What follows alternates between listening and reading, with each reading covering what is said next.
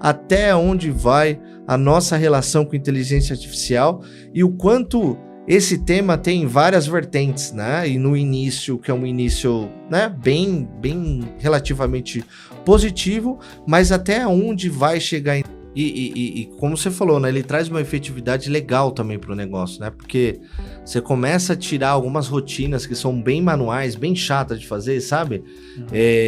Que acaba causando um pouco mais de frustração para quem está começando uma profissão.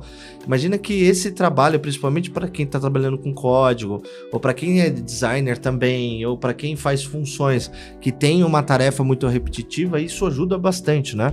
Eu vejo, já estou vendo aplicações que realmente estão sendo significativos para a melhora, né, efetiva do trabalho de alguns profissionais aplicando já AI. O que está por detrás da inteligência artificial? Tá o ser humano, né? Por isso que a gente gosta de brincar aqui que tudo vai cair na questão humana e de sociologia, né? E a inteligência artificial também cai nesse aspecto, né? Porque ele é um conjunto de um banco de dados, ou de vários bancos de dados, com vários históricos, e que traz efetivamente alguns aspectos que podem ser negativos, além de positivo, né? Eu vi num podcast uma provocação bem interessante que, cuidado de você utilizar, por exemplo, alguma ferramenta de inteligência artificial, ter um resultado e não aprender com esse resultado, né? Você pega lá, dá o famoso copia e cola, só que você não tá vendo o que tá acontecendo. Então, grande parte da inovação, ele funciona muito bem, mas ele tem que funcionar de uma maneira também muito segura do que vocês estão consultando. Um bom exemplo é que eu vi uma matéria do New York Times que fez o teste, por exemplo, no próprio ChatGPT e identificou alguns retornos que têm menções que são racistas e menções que são fake news, né?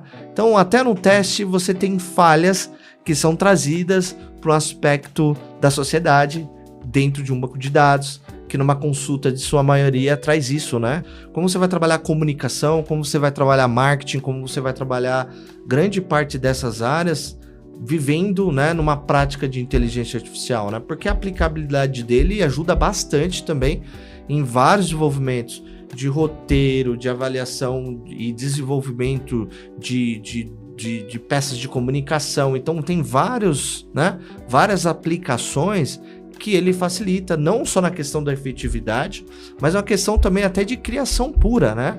Até que ponto vai, né? Eu fico me perguntando até que ponto vai essa situação versus a criatividade, né? Porque no contexto de inteligência artificial, você... neste caso, né, que tem o contexto, é muito diferente daquele famoso inteligência artificial por comando, né, que você tem o comando e você tem uma ação, você tem uma programação que responde àquela ação. Agora aqui eu dou um contexto como se eu estou conversando realmente com uma máquina e essa máquina me traz o contexto. Não dá aquele medo, como você falou, né, de alguns filmes, o Eu, Robô é um que eu tenho medo.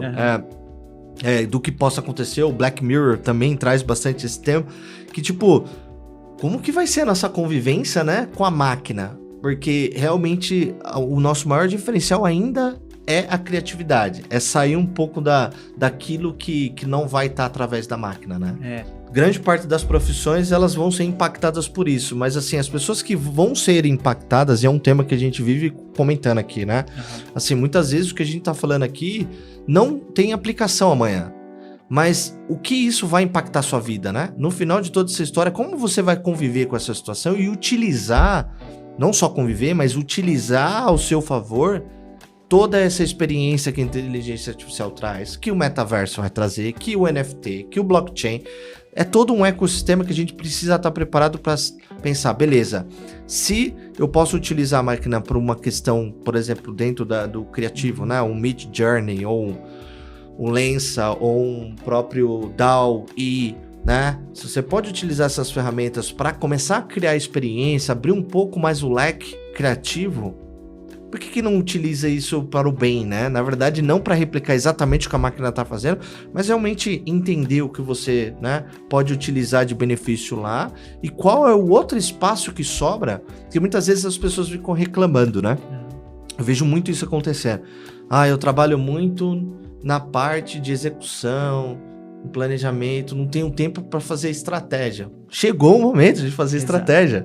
Agora é o momento de você sentar e falar assim, beleza, eu sempre estava batendo, né, com o martelo e agora eu tenho a oportunidade para entender como eu melhoro esse martelo. E aí? Agora o bicho pega. A questão da regulamentação ela é muito, muito ampla, né? E no Web3, principalmente agora, vai ficar uma coisa mais solta pela questão descentralizada, né? Mas uma coisa que eu vejo, a gente teve uma boa evolução, por exemplo, o LGPD, né? Que é a Lei Gerais de Proteção de Dados, né? Que foi uma evolução muito grande, principalmente com como você gerencia esses dados, principalmente dentro das redes sociais. As empresas tiveram que se adaptar à força, né?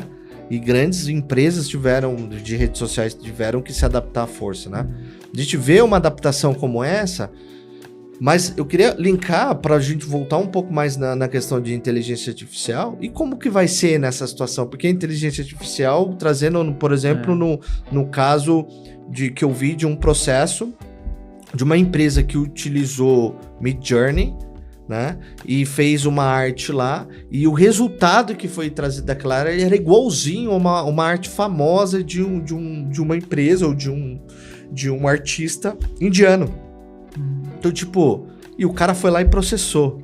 Mas assim, ele processou quem? Processou o cara que pegou uma ferramenta de inteligência artificial que produziu aquilo para ele. Então, e aí, como que vai ser, por exemplo, a regulamentação nesse sentido? Como que vai ser a proteção, lei de proteções industriais, né? No caso, né? Porque a inteligência artificial, ela traz esses riscos, né? De vício, né?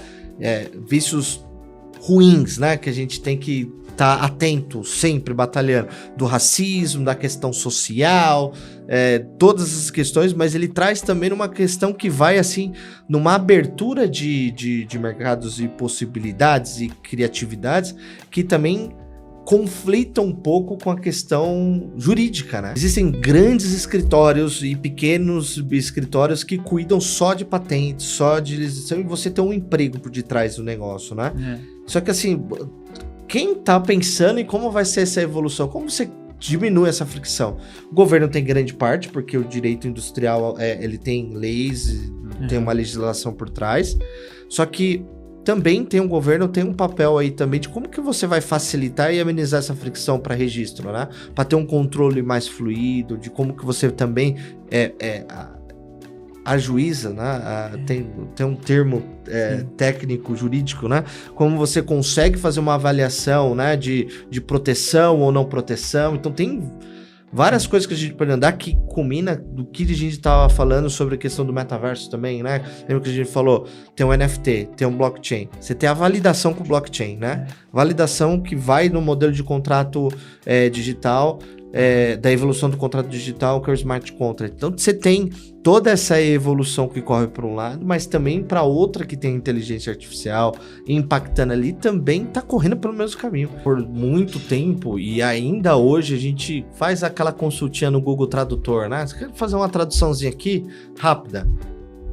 Você dá aquele copia e cola, bem é uma palavra bem errado, né? Pra não falar outra coisa. E manda um e-mailzinho com o inglês todo torto. Porque você tem a máquina, tem a inteligência da máquina, só que você não valida se aquele contexto que você criou aquela mensagem, ela tá certa. Então, assim, ela não está correta, porque grande parte das construções que foram feitas para aquela inteligência, ela não está aderente ao contexto que você está praticando. Isso desde o Web 2, talvez desde o Web 1. Você tem uma pergunta e uma resposta. Então, desde a evolução do Web 2 ao Web 3 agora, que é inteligência artificial, tudo que você vai fazer, você é humano, insubstituível, criativo, e tem emoções e tem um contexto melhor do que qualquer máquina, por enquanto. Porque no final de toda essa história, a gente precisa validar e, mais do que isso, aprender. Porque se a gente fizer, que nem você falou um ponto importante, de ficar utilizando só tecnologia e não aprender com a tecnologia, a gente vai ficar para trás. Então, assim, tudo que a gente está conversando aqui beleza, o que está ocorrendo? Eu não estou consultando, quando passar, já era. Sim. É o shift. Deu aquele shift e eu não aprendi, E vai ser, o shift ele vira shit. Tipo, ferrou, né? Passou o time e eu não vi, não peguei o bonde, entendeu? O que você quer investir mais hoje, né? Na inteligência artificial na máquina e na melhoria do processo da sua companhia? Ou na educação das pessoas que estão lá, no aspecto criativo de como criar novas maneiras de solucionar, né? Então, assim, faz sentido. Eu acho que grande parte das empresas tem que estar mais pensando, ó, vamos pagar para você pensar de uma maneira criativa e não executar, né? Sim. Agora, o que vai ser assistente virtual? Oi, Alexa, tipo, liga a luz, né? Aí a Alexa vai lá e liga a luz. Aí você fala, Alexa, puta, tá muito escuro aqui. O que você acha de ligar a luz? Ela não liga. Agora a Alexa vai ligar a luz na questão contextual, vai ter uma linguagem mais, né? Um healthcare, na aplicabilidade da inteligência artificial também, na questão de exames, né? A gente tem uma questão de rotina de exame, da questão de leitura médica, que você vai ter um suporte para a área de medicina muito forte. Mas o médico não pode se deixar de ser médico. Olha que interessante. O médico ele tem que ter aquela avaliação que ele vai entender do histórico que está acontecendo e muito inteligente que a máquina vai trazer, ainda mais contextual, porque vai falar assim, o que você consome, o que você come, o que você faz, etc. Onde você vive, contextualizando a situação daquele exame. E aí vai ter também um médico para entender todo esse contexto para dar o veredito dele, que é insubstituível ainda. Ah, vai morrer a função do professor. Pelo contrário, imagine se uma ferramenta, como uma ferramenta de trabalho de um professor, numa sala de aula, né? Pô, você tem um livro hoje didático, mas se o suporte perguntar para um assistente virtual já aplicado com o ChatGPT, o que aconteceu nesta época? O cara vai contar toda aquela história. Você tem um material livro, que também é substituível, para você consultar. Você tem um material visual. Você cria um contexto mais fácil, mais um material de suporte, porque o professor, ele tem uma função de consultor, de direção. Isso não pode mudar. Isso vai continuar insubstituível. Quando você passa a entender o que o OpenAI tem de aplicabilidade na vida e etc., e você começa a pensar seu negócio para isso, é igual metaverso, é igual NFT, é igual blockchain, tem uma mudança drástica de o que você pode aplicar. O momento pode não ser agora, mas o momento pode vir. E quando vir, você vai estar esperto. Porque se passar, é um momento shit. Ferrou, passou, perdi. Varejo, o próprio varejo. Você vê que a gente tem uma sensibilidade muito grande. O mercado varejo, cara, o que ele tem de aplicação, por exemplo, no off, no on, no on seria muito fácil de imaginar, mas no off, né? Com assistência virtual, né, que já existe, de apoio para o vendedor e consultor. Imagina, ele tem a informação já muito grande sobre o usuário que está entrando lá para comprar algum tipo de produto, cosmético, carro e etc.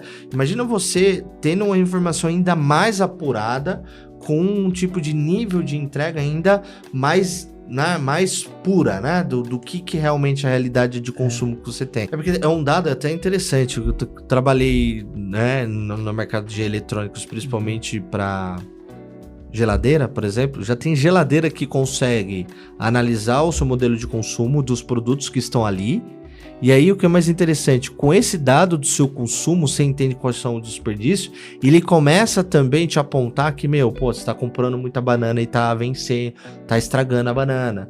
Você tá comprando muito consumo de leite, laticínios que tá vencendo. Então, o seu consumo médio é tal. Você tem toda essa situação no nível antes, né? Imagina o que você vai ter com o OpenAI dentro disso daí.